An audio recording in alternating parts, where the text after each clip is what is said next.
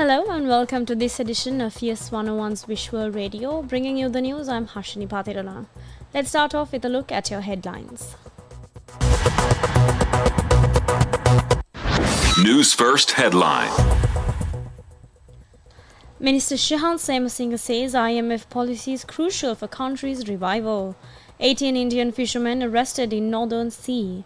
Met Department issues warnings for fishing communities.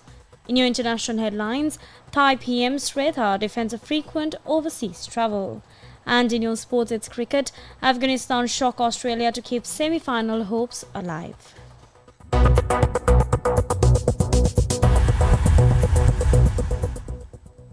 Now taking a look at your top local story, sharing a post on X, State Minister of Finance Shehan Semasinghe said, as the elections approach, it is concerning to see opposition parties and their main advisers expressing unrealistic views on managing the economy.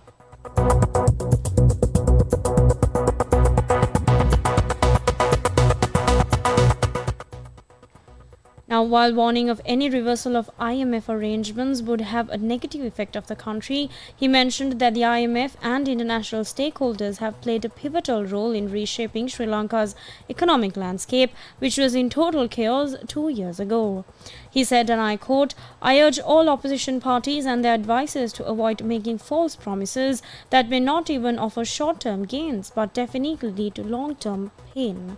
The State Minister reiterated that the need of the hour is the country's stability and not political games. The Minister urged everyone to engage in responsible discourse and ensure that our economic policies are based on sound and realistic principles and a design of economic landscape with globally accepted and adopted good practices.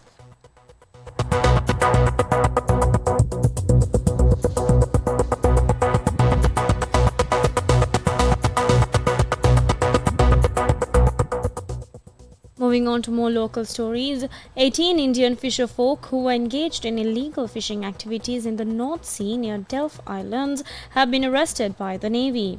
They were arrested during a search operation conducted last night.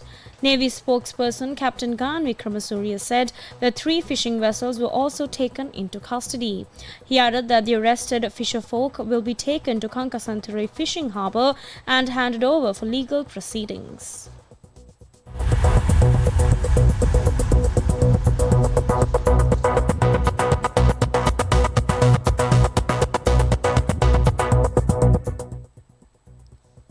Now moving on to a weather update, the Met Department forecasts that wind speeds in the sea areas off the coasts extending from Trincomalee to Kankasantare, Puttalam to Chilau and Hambantota to Pottuவில் can increase up to 60 to 65 kilometers per hour.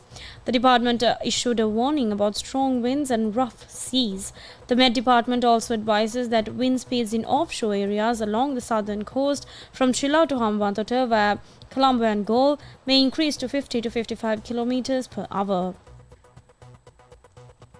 Wave heights in some sea areas may increase by 2 to 2.5 meters. The Department of Meteorology informs the fishing and marine community to be aware of these conditions and act with caution.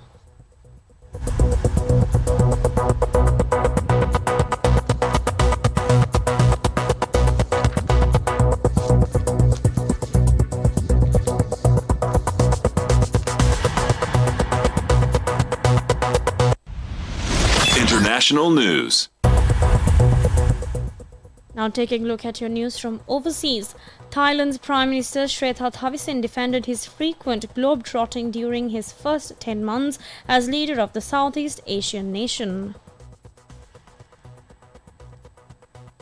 Now a real estate tycoon and political newcomer who became Prime Minister in August last year, Srettha made 15 overseas visits and pledged a 2-month halt in March in response to public criticism.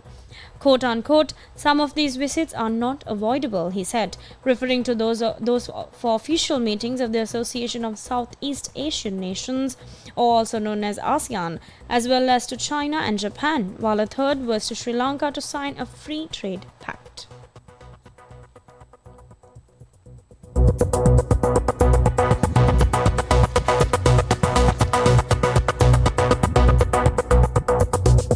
Sports news. And taking a look at your news from sports arena, it's cricket. Afghanistan shocked Australia to keep their T20 World Cup hopes alive with an historic 21-run win in St. Vincent.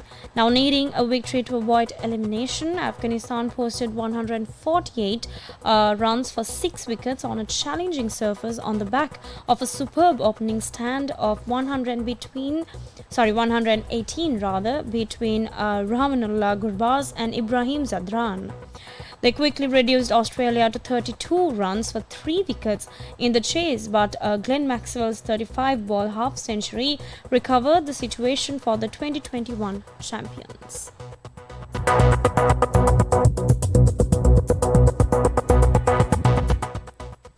And with that, we wrap up this edition of Yes 101's Visual Radio. I'm Harshini Patirana. Thank you for watching.